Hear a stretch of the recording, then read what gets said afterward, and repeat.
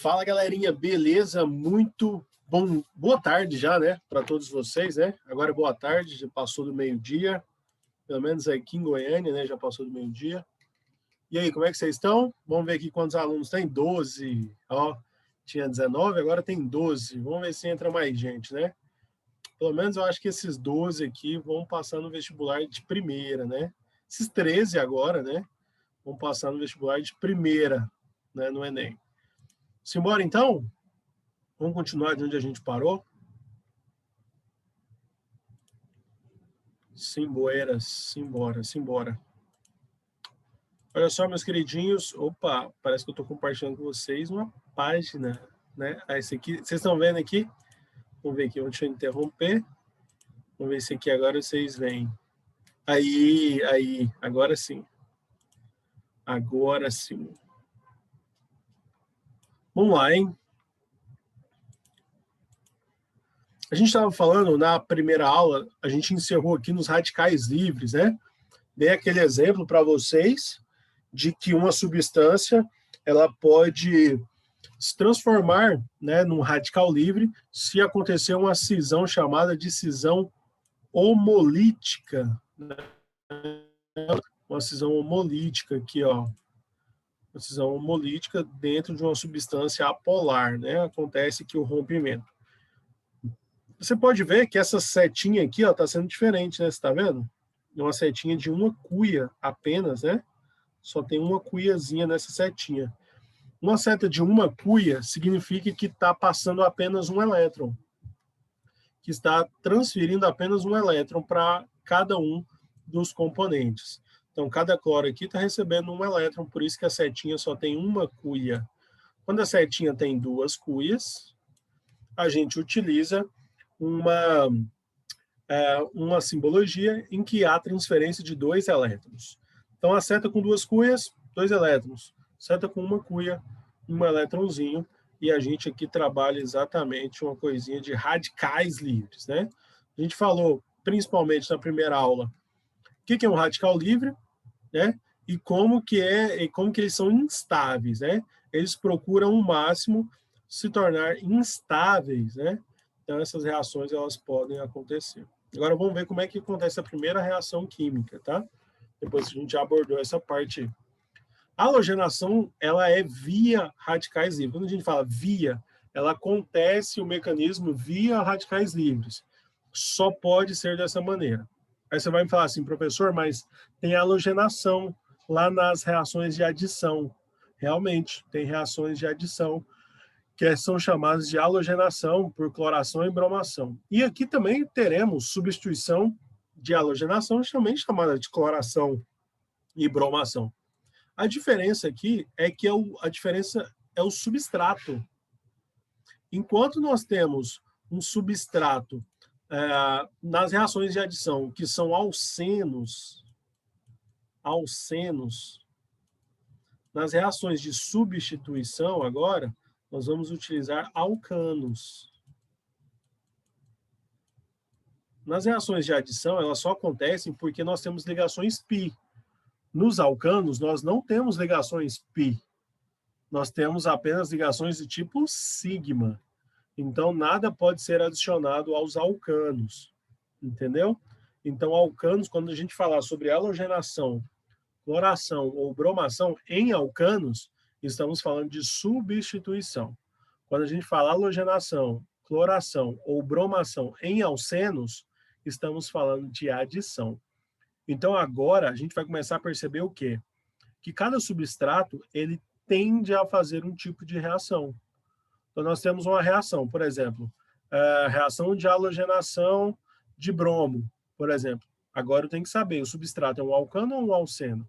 Se for um alcano, vai ser uma substituição, se for um alceno, vai ser uma adição. Então, todos os nossos substratos, eles tendem a certos tipos de reações. Tudo por causa da sua reatividade. Quando a gente tem ali alcenos, alcinos, alcadienos e ciclos, eles são mais reativos do que alcanos e do que aromáticos. Lembrando que alcanos e aromáticos têm a mesma reatividade, são reatividades consideráveis.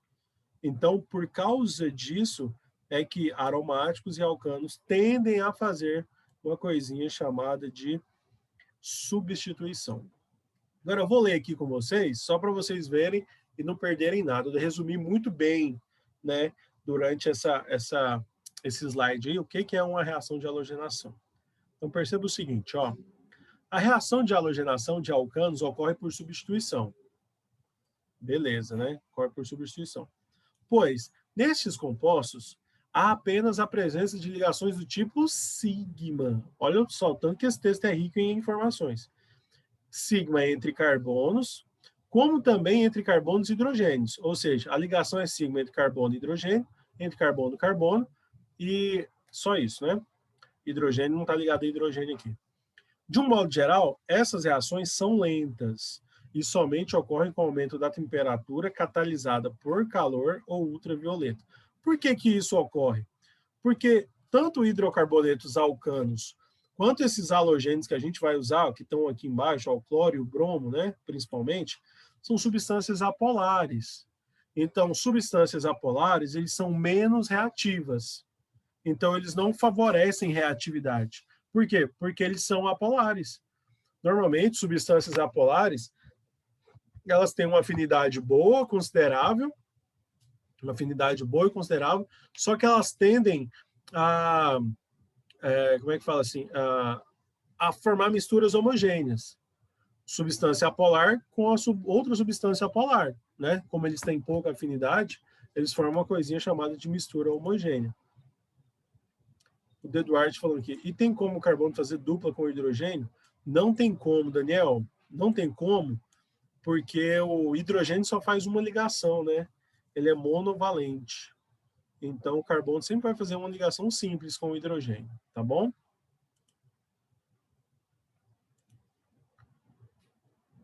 Beleza, então vamos lá.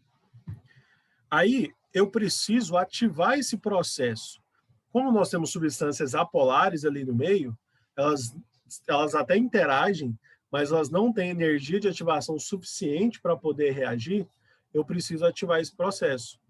Então, o que eu faço com esse processo? Eu cataliso, né? Um catalisador ele serve para diminuir a energia de ativação e fazer a reação acontecer de forma mais rápida, né? Que é via calor ou via luz ultravioleta, que é o caso aí. Essa etapa é lenta, por quê? Porque o catalisador ele vai agir de uma maneira para ativar o processo. Em substâncias apolares demora um pouco mais. Por isso que essa etapa é chamada de etapa lenta.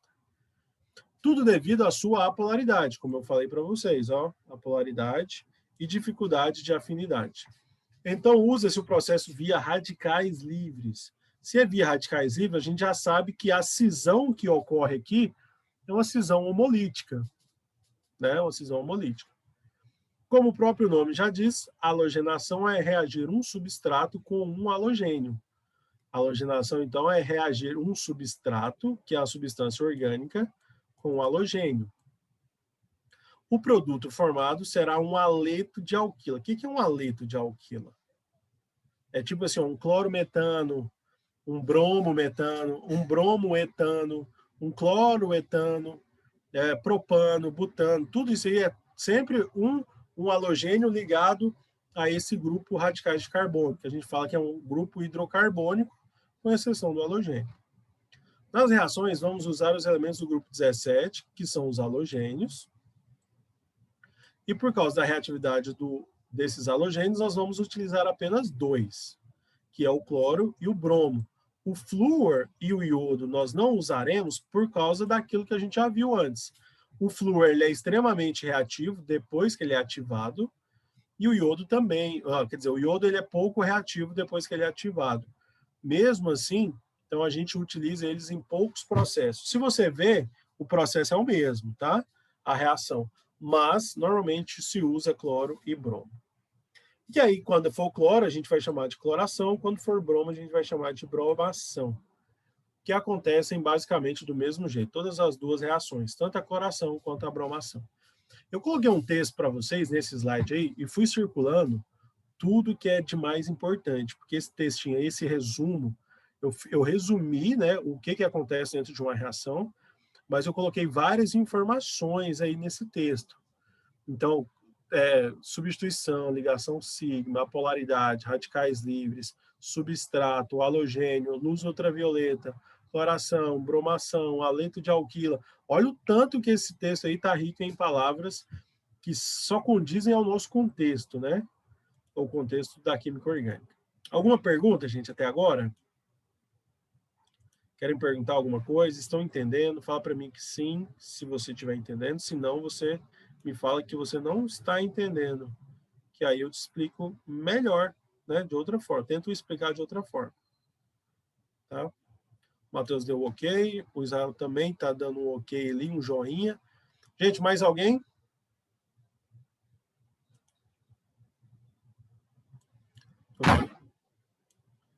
Gente, parece que bateu uma porta aqui em casa. Acho que vocês ouviram, não ouviram? Está tendo uma ventania aqui, vocês não imaginam. Né? Quem está em Goiânia, não sei se está sentindo a ventania aí, né? Mas tomara que chova hoje, né? Mais um pouquinho para ficar fresco, assim, suave. Vamos lá, hein? Vamos lá. Quem estava com saudade da minha letra no quadro, aí está de novo a minha letra, né? Fazia tempo que a gente não via, a gente não escrevia, né? Ultimamente aqui a gente só digita e cria slides, né? Bons aqui para a gente poder. Nessa parte de slides eu até gostei, né?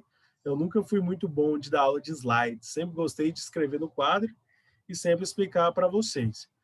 Mas devido a essa pandemia, né? A gente está criando outras ferramentas, né? Outras coisas mais legais. Agora, pira só que massa aqui.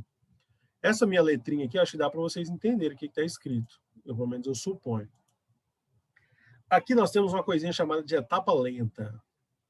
Etapa lenta é quando a gente vai formar os radicais livres, né?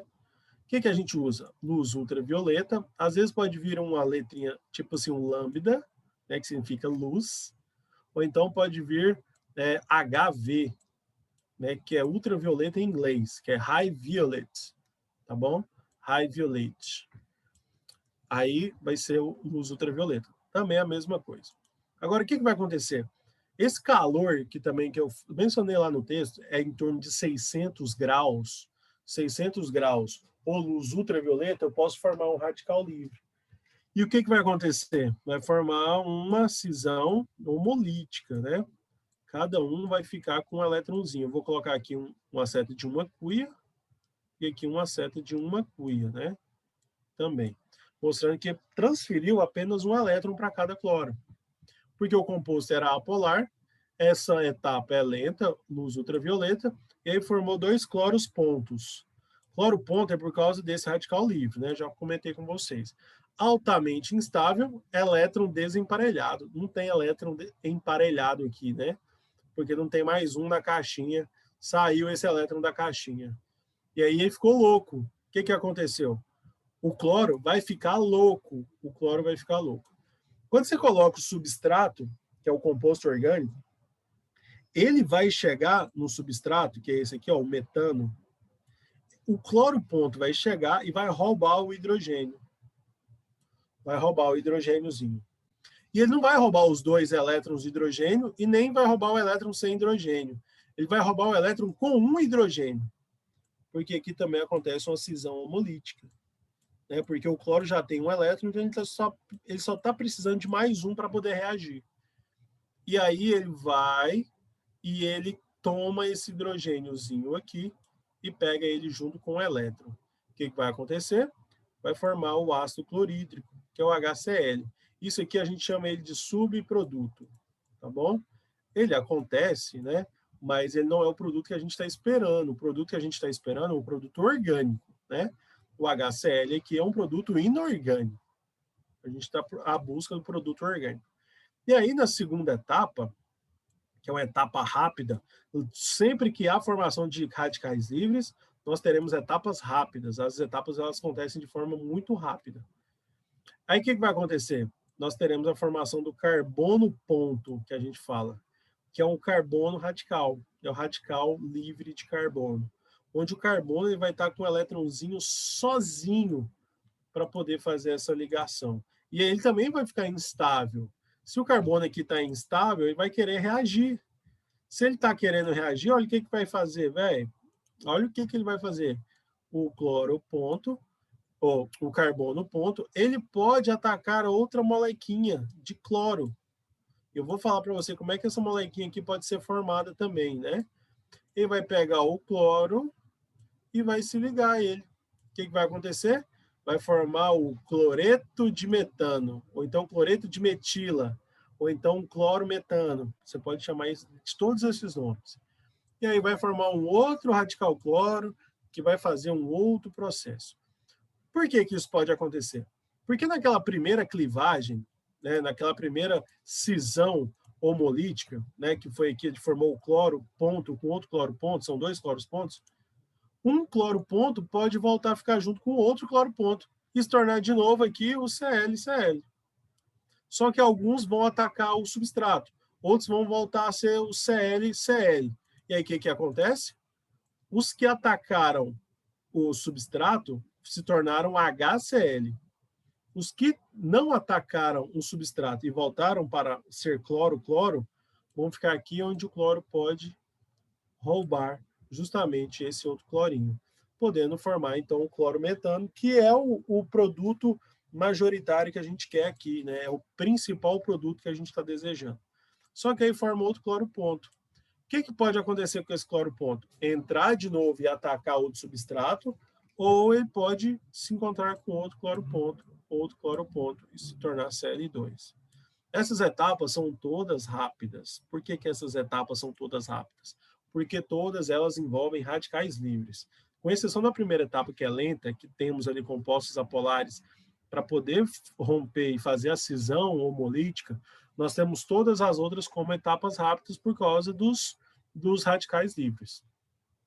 E também pode acontecer de um grupo alquil encontrar outro grupo alquil e acontecer a formação de um composto maior, que é um etano, que também é um produto da substituição. Porque aqui a ideia principal é sair o hidrogênio dessa posição aqui, onde eu estou mostrando que está o cloro, e entrou o cloro, né? Entrou o cloro no lugar do hidrogênio. Então, isso fez uma substituição. Como que a gente vai resumir numa etapa em apenas um mecanismo de reação, sem ter que ficar passando por todas essas reações, né? E é isso que a gente vai ver daqui para frente. O resumo da halogenação. Nas outras eu vou fazer e vou mostrar também o resumo do que acontece. Olha só, aqui nós tínhamos hidrogênio. Esse hidrogênio foi trocado por um átomo de cloro. Simplesmente assim. Você vai ver que agora nós temos cloro de um lado e o hidrogênio foi para o outro lado, onde nós temos aí esse outro produto, né? É um subproduto aí que é o HCl, como eu falei para vocês. Esses aqui são os principais produtos. Aqueles outros que são formados lá, que são o Cl2 e o etano, né? São produtos que são formados em pequeníssimas proporções, que não são bem vistos aí. Tudo bem, gente? Conseguiram entender isso aí?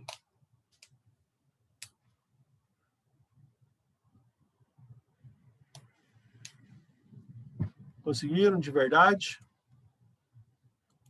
Show, show, show. Beleza. Agora, isso, vocês viram que eu fiz uma reação com apenas um carboninho. E quando a cadeia for mais complexa? Que é esse caso aqui, ó, em alcanos mais complexos. E aí a gente vai ter que lembrar daquela regra de Zaitsev. A regra de Zaitsev foi numa regrinha que a gente viu lá nas reações de eliminação, né? A regra de Zaitsev. Eu acho que é assim que se escreve. Zaitsev. Essa regrinha de Zaitsev fala que o hidrogênio, sempre na eliminação ou na substituição, que é o hidrogênio que vai sair, como ele é o eletrófilo, né? Sempre é uma substituição eletrofílica aqui, está saindo um eletrófilo para a entrada de outro. Esse hidrogênio, ele vai sair de qual carbono? Ele vai sair do carbono da extremidade, que é CH3. Ele vai sair do carbono, que é CH2. Ou ele vai sair do outro carbono, que é CH3? O que você acha?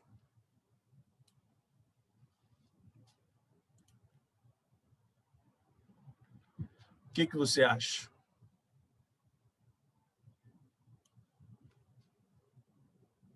Daniel Duarte, a Sandra, os dois estão perguntando se é do CH2. Realmente é do CH2. Por que é do CH2? Porque ele é o carbono menos hidrogenado. A gente lembra que na regra de Saitsev é sempre a saída do hidrogênio do carbono menos hidrogenado. Então o hidrogênio ele vai ser liberado do carbono primário, secundário e terciário. Nesse caso aqui, ele tem a facilidade maior do secundário, porque na cadeia só tem carbono secundário e primário. É assim que vai suceder, carbono secundário e carbonos primários. E aí, só para você ter uma ideia, olha como que vai ser formado, né? O produto majoritário favorece a substituição do carbono secundário. O carbono primário, ele é um produto minoritário nesta reação. Tudo isso por causa da regra de Zaitsev. A Adriele está perguntando, professor, quando houver a saída de hidrogênio, sempre vai formar um ácido? Quando for uma halogenação, sim. Tá bom, Adriele? Porque do outro lado vai ficar o cloro ou vai ficar o bromo. Se você utilizar o flúor, vai também ácido fluorídrico ou ácido iodídrico. Sempre um ácido de arrênios hidrácido, tá bom? Que não tem oxigênio na sua composição, beleza? Então a tendência é sempre formar um hidrácido nessas substâncias, beleza? Esses ácidos aqui, lembrando, viu, Adriele, que são ácidos inorgânicos, né? Então, por isso que eles são tidos como subprodutos. Às vezes a gente até forma esses ácidos e utilizam eles em outras coisas. Mas o que a gente está buscando entender aqui é principalmente como é que o carbono vai se comportar justamente dentro de uma reação química orgânica de substituição por halogenação. Agora, pira só, aqui temos carbonos primários e secundários, né? Então, vai favorecer o carbono secundário, porque o carbono secundário é aquele que tem menos hidrogênio. Então, isso a gente chama de regra de Zaitsev, né? É a regra do carbono menos hidrogenado, Zaitsev. Agora, já que vocês entenderam, vocês acham que vocês conseguem fazer um vocês mesmos? Tem ambulância passando aqui. Vocês estão ouvindo a ambulância aqui? Está passando aqui? Daqui uns dias, né? Vão ser vocês dentro da ambulância, né? Muitos de vocês, né? Médicos, né? Que vão estar ajudando lá os pacientes, né? Muitos de vocês médicos ajudando os pacientes, né? Que estão, vocês vão ajudar eles a salvarem as vidas deles, né? Olha que bom, gente. E aí, vocês conseguem fazer?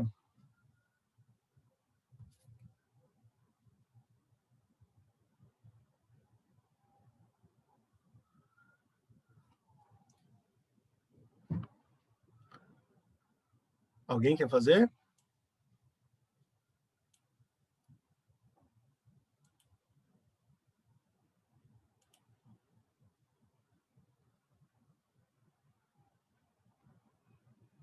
Fazendo aí, Matheus?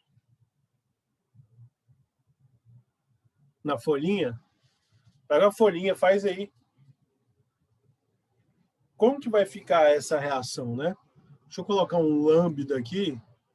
É justamente falar que é uma luz ultravioleta que está catalisando. E aí?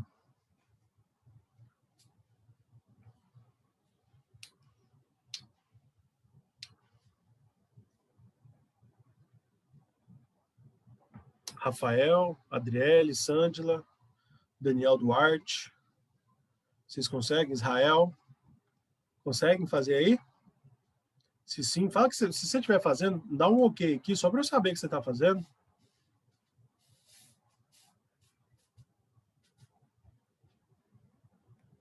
Isso aí, vou dar mais alguns minutinhos para vocês, tá bom?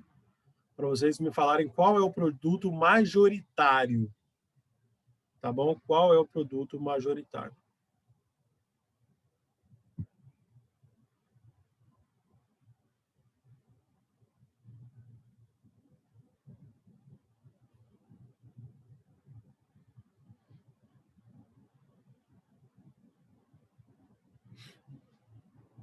Vai lá, estou esperando.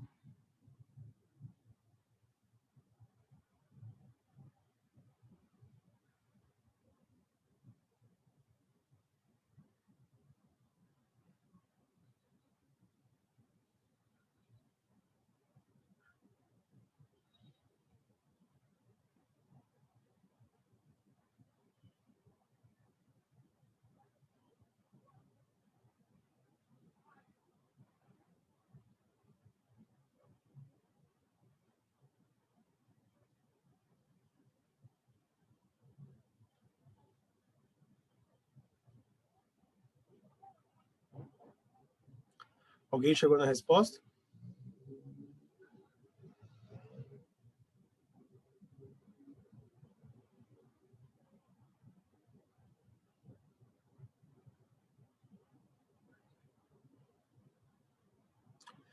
A Sângela chegou, hein?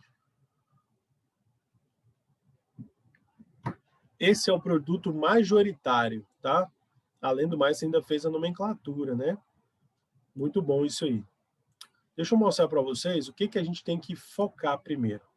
Saber que esse aqui da pontinha é o carbono primário, esse aqui também da pontinha é o carbono primário, esse aqui da pontinha é o carbono primário, esse aqui é um carbono secundário, e esse aqui do meio é um carboninho terciário. Então, olha que top aí, velho. Nós temos um carboninho terciário. Se nós temos um carboninho terciário, ele é o menos hidrogenado, ele só tem um hidrogênio. Você não pode colocar isso num carbono quaternário. Por que você não pode colocar isso num carbono quaternário? Porque carbono quaternário não tem hidrogênios, então ele não vai poder sofrer substituição. Aí o que, que acontece? A gente sabe, então, que o carbono terciário é aquele que vai liberar mais hidrogênios, é o mais reativo. Então, eu vou colocar aqui o meu produto majoritário. Meu produto majoritário vai ser aquele que tem uma ramificação metil e aquele que vai ter um cloro, né? Ela colocou a nomenclatura aqui, é porque a gente começa a contar aqui da esquerda, 2, 3, 4, né? Aqui é o metil e ali é o cloro. Então, ficaria 2 cloro, 2 metilbutano. Esse aí seria o produto majoritário. Você me consegue colocar o segundo produto com maior proporção? Qual que seria o segundo produto com maior proporção dentro dessa cadeia? Dentro dessa reação?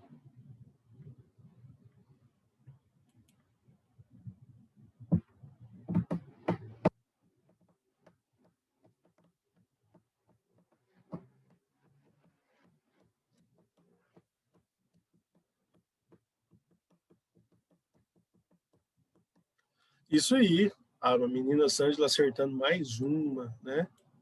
Olha só, velho. Aqui estaria o cloro e aqui estaria o metil, né? Aqui, justamente porque o carbono é secundário. E aí ele vai ser o segundo mais reativo. Você consegue me colocar o terceiro produto com maior proporção?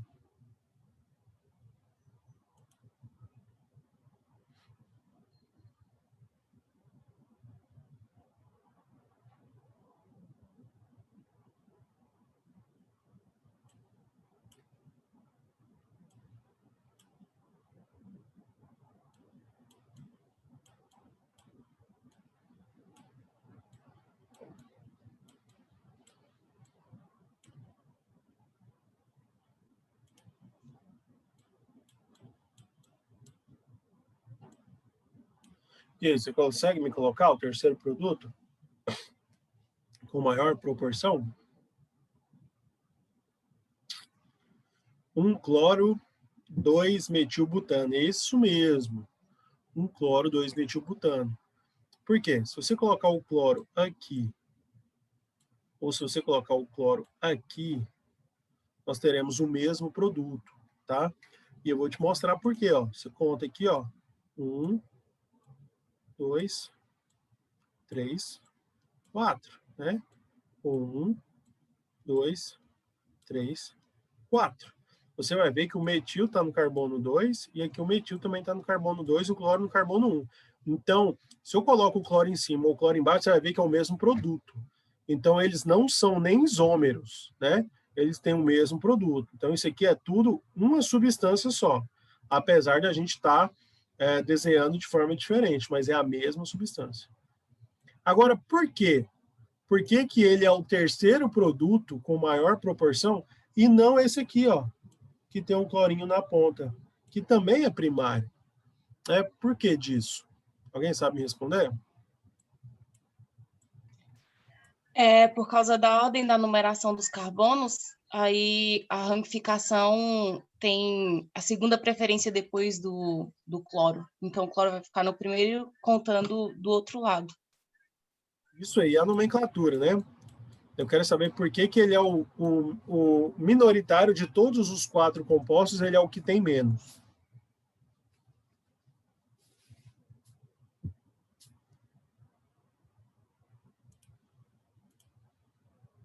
Sândila?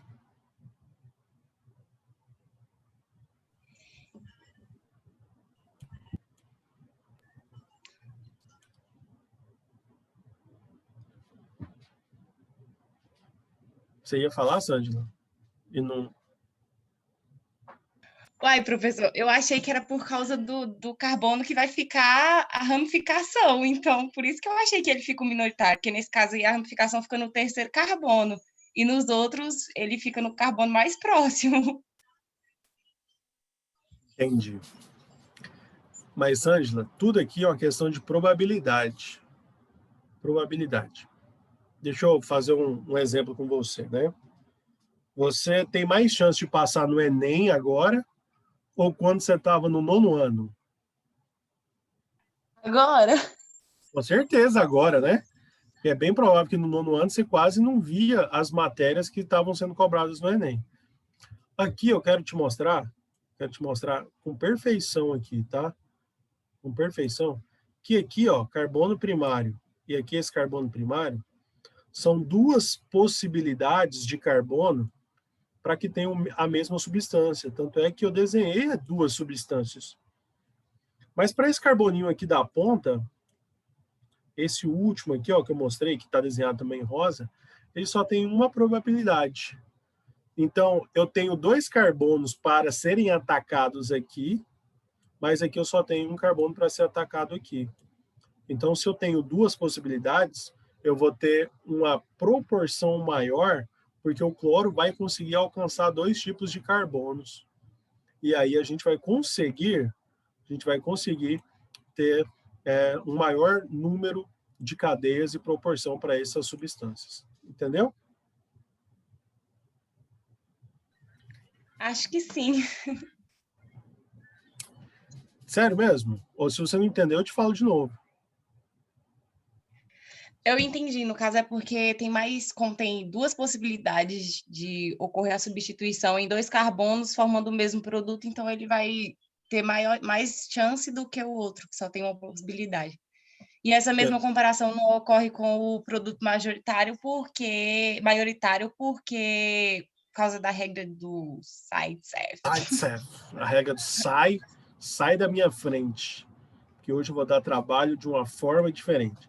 O negócio do Zaitsev é porque o principal é sobre a saída do hidrogênio, do carbono menos hidrogenado. Isso é o principal. Mas você percebe que essa possibilidade que eu falei com você sobre ter um maior número de possibilidades, e isso é só quando se empatam, quando eles empatam na sua classificação. Você pode ver que todos eles são primários.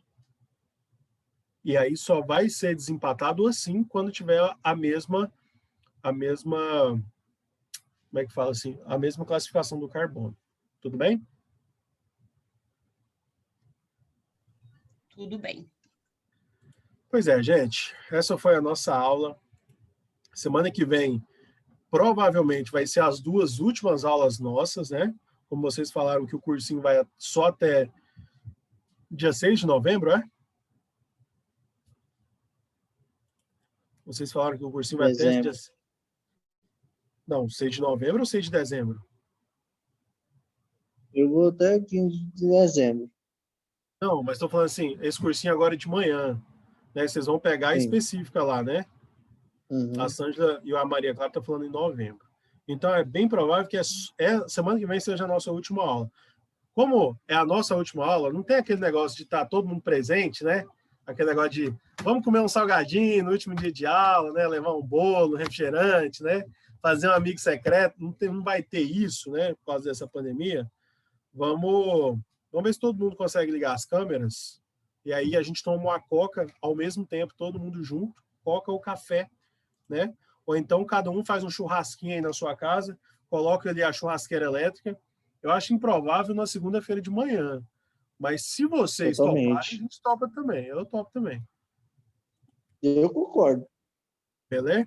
Aí a gente mata as reações de substituições eletrofílicas e nucleofílicas, tudo na semana que vem. Se precisar de alguma aula à tarde, eu vou falar com o Célio a partir depois da semana que vem para a gente ter uma aula à tarde ainda para conclusão de matéria, tá? Se precisar, beleza? Afirmativo. Então é nóis, gente. Um grande abraço, que Deus abençoe todos vocês. Lembrem do negócio lá da específico, se vocês quiserem saber mais sobre o que eu e o Soneca vamos fazer lá de Química no sprint final para o Enem, na última semana, tá bom? Você me manda um direct lá no Instagram, no @Química Simples, ou um e-mail para a gente, naquele e-mail que eu já mandei para vocês. O Daniel Duarte está falando que eu sou maníaco por câmeras. Na verdade, eu estou maníaco ultimamente por interação, porque depois da pandemia acabou a interação, né? Eu estou falando para um monte de foto, que eu nem sei se está ali, se está fazendo um joinha, tá? Só tem o Matheus e toda a aula aí que está aí no rock and roll, joinha, hang loose, é nóis. Valeu, galera. Deus abençoe todos vocês. Bom almoço, boa semana. Tamo junto, é nóis. Valeu, falou!